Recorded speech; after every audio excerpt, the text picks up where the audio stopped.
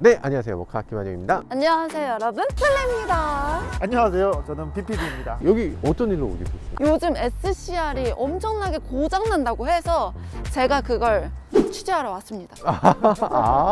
아니 저 진짜 대단하신 것 같아요. 뭐 자동차 관련해서든 많은 정보를 주셔가지고 항상 감사히 보고 있습니다. 근데 저의 첫 자동차 유튜버는 갓 모카!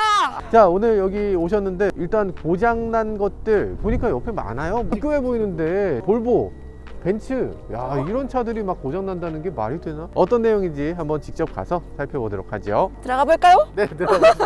진행 잘해요.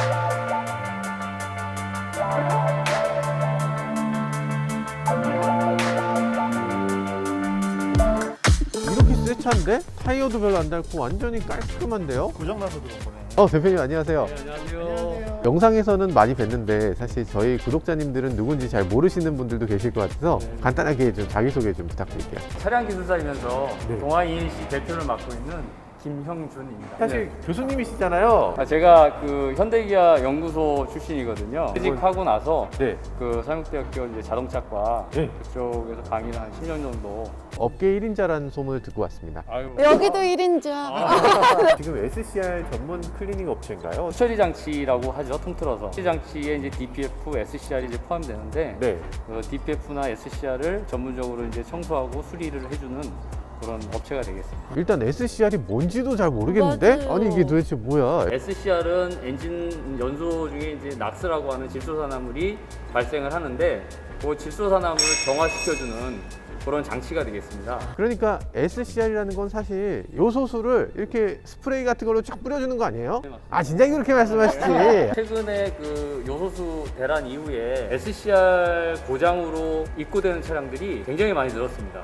진짜요? 그리고 그러면 SCR 고장나면 띡 바꿔 끼면 되는 거 아니에요? 어차피 스프레이 장치인데 뭐 해봤자 얼마나 하겠어요? 수리하는 데는 얼마나 들어요? 유로5, 유로6 구분했을 때 수백만 원에서 수천만 원까지 갑니다. 수천? 최대 한 3천만 원. 아까 3천만 원이 든다고? 이 차를 고치는데 걸리는 시간 동안에 맞아. 일을 못하면 일 떨어져요. 고치는 데는 얼마나 걸려요? 최대한 빨리 하면 한 2, 3일 안에 유럽에서 이렇게 수입을 해와야 된다든지 네. 그런 경우는 뭐 한 달 이상 차를 못 쓰는 경우도 있어요. 아니 이게 지금 리스료가 얼만데 지금 그렇죠. 한 달 동안 차를 못 쓰면은 어떻게 하라는 얘기야 그거는? 그럼 교수님, 여기서 SCR은 요건가요? 아, 그거구나. 네. 야 이게 통으로만 있으니까 무슨 말인지 도저히 모르겠는데 맞아. 보여주실 거예요? 네. 아 감사합니다. 갓 모카! 유로6 장치가 이제 이렇게 배치가 되어 있는데요.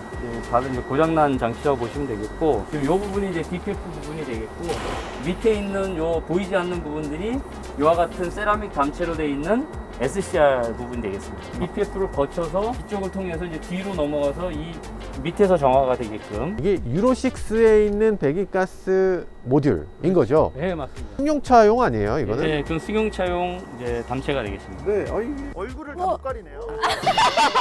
아니, 이렇게 하면 가려질 수 있어요. 통기가 되면서 여러 가지 이제 화학 반응을 일으킬 수 있게끔 아. 이렇게 이제 촉매를 발라놓은 제품이 되겠습니다. 아 이 안에 촉매가 발라져 있다? 예, 예. 근데 여기가 막힌다는 얘기인 거죠? 이게 막힌다고요? 이게 그러면 모공 같은 거네요. 근데 이게 평소에는 안 막히는 이유가 뭐예요? 평소에는 이 앞쪽에서 유로6 같은 경우에는 DPF라고 하는 장치가 있어서 이물질을 걸러주는 1차 장치가 있습니다. 음. 거기서 여러 가지 카본, 오일 성분, 이 엔진에서 나오는 중금속 성분들을 다 걸러주거든요.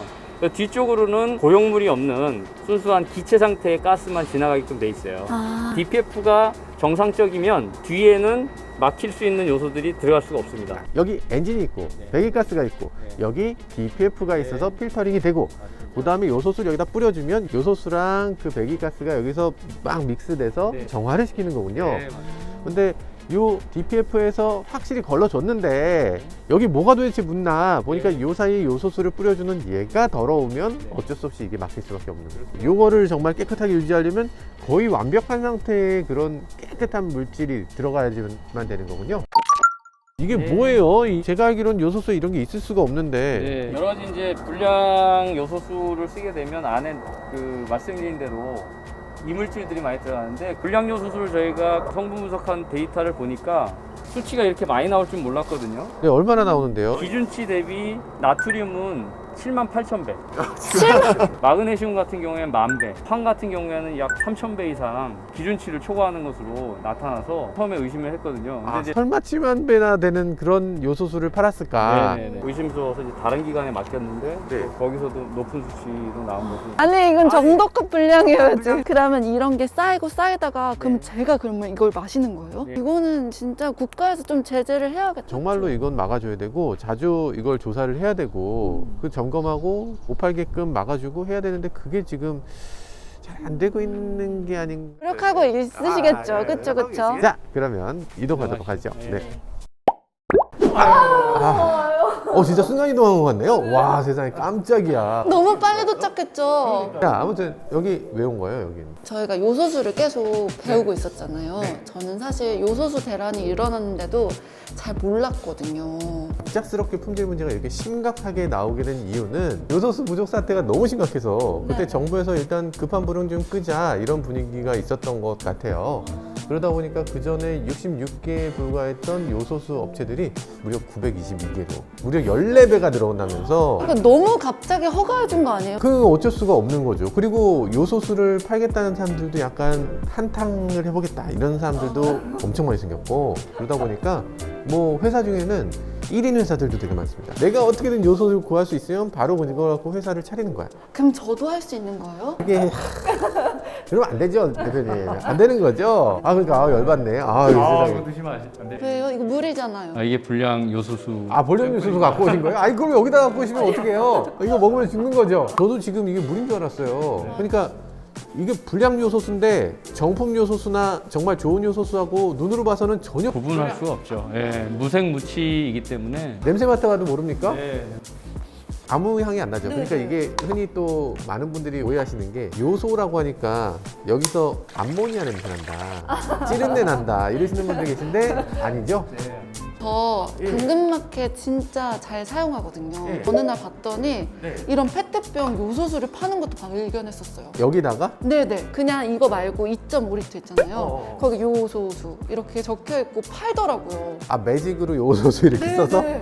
심각하다 진짜. 진짜 이거는 너무한 거 아니에요? 아니 근데 그걸 또 산다고 네, 너무 이제 급하니까. 요소수가 그만큼 없었다는 얘기군요. 제가 알기로는 요소수 없으면 차가 그냥 멈추기도 하고 시동도 안 걸린다면서요. 맞아요. 요소수가 없이 차가 다니면은 유해물질, 그러니까 뭐 낙스, 질소산화물이라는 걸 막 뿜어내잖아요. 그러니까 이걸 안 넣으면 차가 달리지 못하게 하는 법규가 있어요. 부족해지면 70% 정도의 출력을 내고 계속 없으면 시동 자체가 안 걸리게 하는 그런 장치가 있습니다. 그래서 우리가 친환경 정책 때문에 만들어 놓은 그런 제약들이 우리 발목을 잡아버리는 그런 일이 생기는 거죠. 근데 이게 요소수 만드는 게 그렇게 쉬워요? 그러니까 900개가 넘는다고 하는데. 맞아요. 회사가 그렇게 많이 늘어났다고. 일단은 요소수는 기본적으로 요소와 정제수를 섞어서 만드는데요. 물이 문제입니다. 정제되지 않은 불순물이 많은 물을 쓰게 되면 될 수 없죠. 정제수!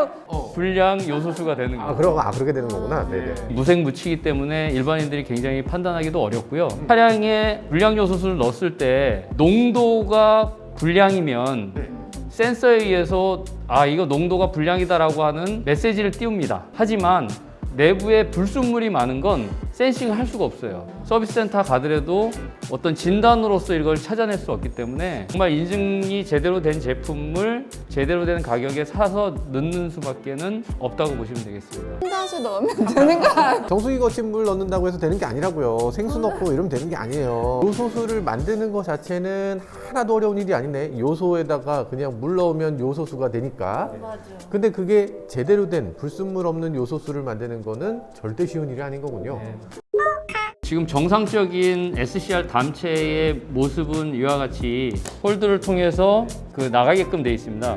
지나가면서 질소산화물이 이제 정화가 되는데요. 요게 이제 정상적인 담체 모습이라고 하면 요 부분은 지금 문제가 된 SCR의 담체의 전단인데요. 지금 이런 이물질들이 누적된 형태를 보실 수가 있습니다. 지금 여기 옆에도 다 막혀 있는 상태였는데 청소해낸 부분이고요. 요걸 보시면은 이제 배기를 막게 되는 그런 현상을 나타내서 배기가 안 되니까 차가 나가지 않겠죠, 잘. 얘 때문이라는 거죠. 그렇죠. 불순물에 의한 퇴적으로 저희는 판단을 하고 있습니다. 요소수를 어떤 걸 넣어야 되나 이런 것들도 얘기 많이 하는데 뭐 이제 인증 마크만 있으면 그거 믿고 살 수 있는 건가요? 인증을 받았을 때 이게 유효기간이라는 게 하는 게 있지 않습니까? 이제 예전에 인증을 받아놨던 제품이 지금은 이제 인증 유효기간이 지났는데 그 제품이 이제 상품화돼서 인증 마크를 그대로 그냥 가져다 쓰는 이런 경우도 있기 때문에 아, 소비자로서 진짜 머리 아파. 너무 싸다고 이제 사실 게 아니고 인증이 싸다고 제대로- 싸면 싼 게 비릿하고. 네, 그래서 적정한 가격에 적정한 품질 인증도 물론 다시 확인을 해보셔야 되겠고 좋은 제품이라고 메이커나 이런 데서 이제 그 제시하는 그런 제품들을 써주시면 크게 문제는 없으실 것 같습니다. 근데 이게 사실 알아도 속는 게 이게 불량 요소수예요. 이게 뭐 정말 사실 답이 없어. 박스 가리 혹시 아세요? 기존에 있던 요소수 박스를 안 버리고 그대로 갖고 있다가 그 불량 요소수를 그 박스에 있는 거기다 집어넣어서 그걸 마치 유명 회사의 요소수인 것처럼 사기꾼이네. 박스가리 이런 거를 당하지 않으려면 그러면 어떻게 해야 돼요? 박스를 개봉한 흔적이 있는 경우가 있을 거예요. 네네네. 개봉을 해서 딴 걸로 갈아 끼는 흔적이 있다 그러면 그건 절대 구매하면 안 되고, 그리고 여기다 이렇게 요소수 써 있는 거 사는 거 이거는 진짜 이건 산 사람도 잘못이야. 이거는 그러니까 요소수가 얼마나 중요한 물질인지 이거에 대해서 아예 지식이 없었던 것 같아요. 그쵸. 그냥 돌아만 가면 되지 뭐. 사실 휘발유나 디젤이나 이런 것들은 조금 문제 있어도 뭐 문제 없었어. 평생 나 한 번도 문제 없었는데 뭘 이렇게 생각하실 텐데 요소수는 그렇지 않다는 거죠. 그리고 제가 엊그저께 평택을 지나가는데 네. 평택에는 요소수 파는 가게가 되게 많습니다. 이 요소수 같은 게 길에 막 있어요. 정말 말도 안 되는 브랜드들이 막 있고, 그리고 거기 보면 이 IBC라 그래서 벌크 컨테이너 있잖아요. 왜 그 흰색 플라스틱으로 대형통으로 이렇게 밖에 그냥 노상에 그냥 이렇게 있는 거예요. 햇빛 같은 거 그냥 다 맞으면서. 그러면 이물질이 들어갈 수밖에 없겠네요. 거기서 더 심각한 건 그거 다 쓰면 그 상태로 그냥 위에다가 요소수 온 걸 붓는 거예요. 다른 뭐 중국 요소수 오면 중국 요소수, 뭐 어디 호주 요소수 오면 호주 요소수, 러시아 요소수 이런 걸 그냥 거기다 막 부어서 조금씩 이것저것 막 섞으면서 그냥 믹스된 상태로 파는 거야. 이렇게까지 관리가 안 되는 걸 어떻게 사는 걸까 싶은데 그게 싸다는 이유로 그걸 사더라고요. 사다는 이유. 한 이유도 있고요. 싸면 문제가 있다라고 생각하고 그 문제가 SCR에 이런 큰 문제를 일으키는구나라고 하는 걸 인식하면 아마 못 사셨을 거예요. 그러니까 더 큰 비용이 들 텐데. 별로 좋지 않다는 건 알면서도 큰 문제가 생길 거라는 생각 자체를 못 하는 거죠. 맞아요. 네. 그럼 대표님 마지막으로 요소수 유통 문제는 어떻게 해결하면 될까요? 정부 차원에서 지속적으로 강력히 이제 단속하는 부분도 중요할 것 같고요. 그다음에는 성분을 분석해서 제작사들도 우리 제품이 이렇게 좀 안 좋구나라고 하는 걸 알고 자체적으로 개선할 수 있는 그런 체제를 좀 만드는 게 필요할 것 같습니다. 요즘에 뭐 요소수 파동 이후에 뭐 요소수를 사용하지 않게끔 뭐 프로그램을 불법적으로 이렇게 만지는 그런 것도 있는데 이제 그런 부분들도 좀 잠시 이제 정부에서 대란 때문에 좀 이렇게 풀어놨던 것들을 이제 다시 조여야 되지 않을까 이렇게 생각이 듭니다. 국내는 요소수 판매할 때 대기환경보전법의 시행령에 따라서 만들어진 요소수다 이렇게 거기 표기를 꼭 해야 되는데 이 수입 요소수들 보면 그런 표기가 아예 빠져 있는 경우도 많이 있다 그래요. 그런 것들까지 꼼꼼하게 살펴보셔야 될 것 같습니다. 그리고 미개봉인지 개봉된 건지도 꼭 확인하면 그렇죠. 이 가짜 요소수 같은 거 이거 일반인들이 구별하기 정말 어렵고, 그리고 운전자 여러분, 자동차 소유주 여러분들이 금전적인 정신적인 큰 피해를 입게 되니까 정말 요소수 잘 골라놓는 것이 꼭 필요하겠다는 생각이 듭니다. 그러니까 불법 요소수 사지도 말고 팔지도 말자, 이런 인식이 무엇보다 중요할 것 같습니다. 네, 지금까지 저는 모카 김한용이었습니다. 저는 솔림이었고요.